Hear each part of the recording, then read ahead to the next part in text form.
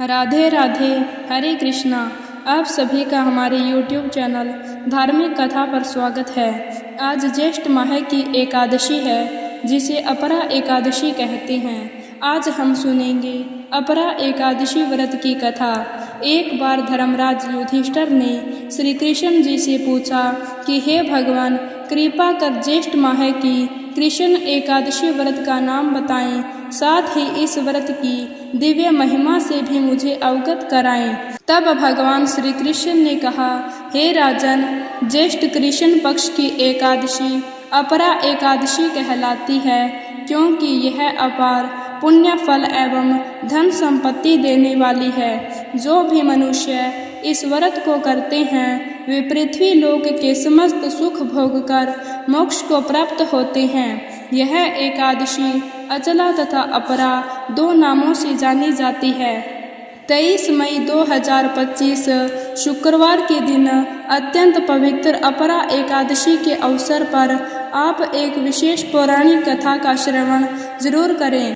पौराणिक कथा के अनुसार नदी के किनारे बसा हुआ एक सुंदर और समृद्ध राज्य आज किसी अनहोनी घटना को देखने वाला था। ऐसा लग रहा था मानो खुशहाली और हरियाली का साम्राज्य समाप्त हो रहा था। सभी घरों में दीपक बुझ चुके थे और घर वाले निद्रा के अधीन हो चुके थे।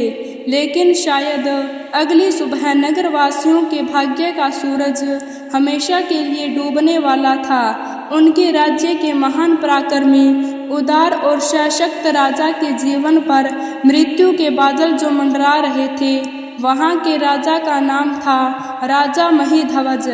राजा महिध्वज के राज्य में ना तो कभी धर्म की हानि हुई और ना ही किसी निर्दोष की हत्या, ना कोई अपराधी बिना दंड के छूटा और ना ही निर्दोष को सजा हुई। लेकिन एक कहावत है कि जिसे बाहर वाले पराजित नहीं कर सकते, उसे घर वाले ही मार देते हैं। ऐसा ही कुछ राजा महिध्वज के साथ होने वाला था। राजा महिध्वज के छोटे भाई वज्रध्वज, जो कि अपने बड़े भाई के सुख को देखकर उनसे ईर्ष्या करते थे, उनके सुख को सह नहीं पाने के कारण राजा महिध्वज के शत्रु बन बैठे थे। और वज्रध्वज ने एक अत्यंत क्रूर निर्णय लिया।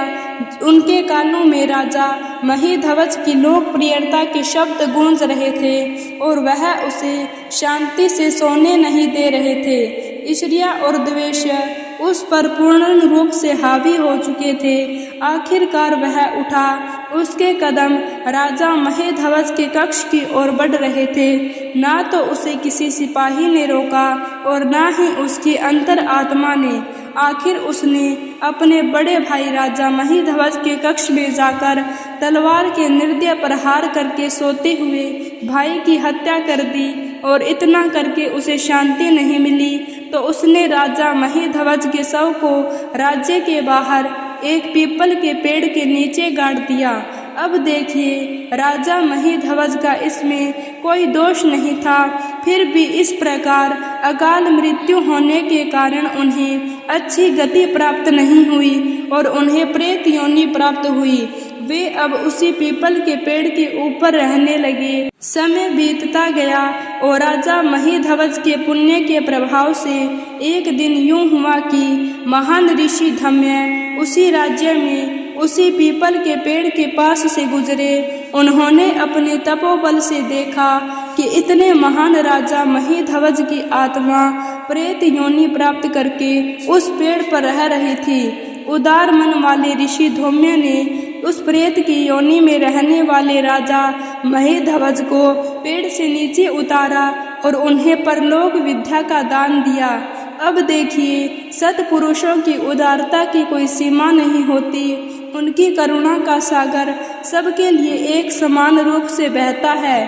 तो बस ऋषि धम्य ने भी राजा को इस प्रेत योनि से मुक्ति प्रदान करने के लिए अपरा एकादशी का अनुष्ठान किया। इस व्रत के पालन से उन्हें जो पुण्य फल प्राप्त हुआ, उसे उन्होंने राजा महिध्वज को प्रदान कर दिया और उसी पुण्य फल के परिणाम स्वरूप राजा महिध्वज को प्रेत योनि से मुक्ति प्राप्त हुई। उन्होंने कृतज्ञता व्यक्त करते हुए ऋषि को प्रणाम किया और आध्यात्मिक लोक की ओर गमन किया तथा कथा का समापन करते हुए भगवान श्री कृष्ण अब इस अपरा एकादशी के महात्म्य की चर्चा करने लगे। उन्होंने कहा, जो भी इस एकादशी का श्रद्धा और निष्ठा पूर्वक पालन करता है वह अत्यंत जघन्य पाप कर्मों जैसे कि ब्रह्मा हत्या, पर स्त्री संग, धन के लिए शास्त्रों का अध्ययन, गुरुद्रोह इत्यादि से भी मुक्त हो सकता है।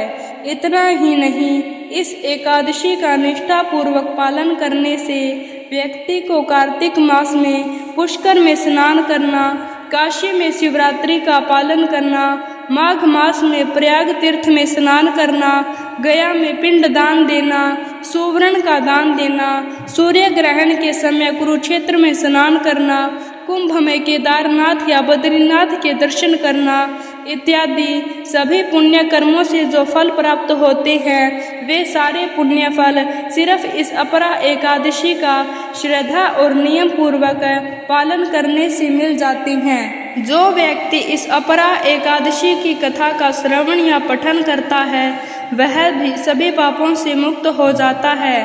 तो इस कथा के विषय में यह भी कहा गया है कि इस कथा को एकादशी व्रत पालन के दिन पूर्ण स्वरूप में अवश्य सुनना चाहिए। एकादशी के दिन मन भगवान श्री हरि विष्णु के चिंतन में लगाए रखें, कर्म के द्वारा एकादशी का उपवास करें, हरे कृष्ण महामंत्र की माला का जप करें, तुलसी पूजन और भगवान विष्णु तथा माता लक्ष्मी भगवान की सेवा करें और इस प्रकार आप मन वचन और कर्म से एकादशी व्रत का पालन कर सकती हैं। तो भक्तों, यह थी अपरा एकादशी की कहानी। उम्मीद है आपको यह कहानी पसंद आई होगी। तो वीडियो को लाइक, शेयर और ऐसे ही व्रत कथाओं के लिए चैनल को सब्सक्राइब जरूर करें। धन्यवाद। राधे राधे।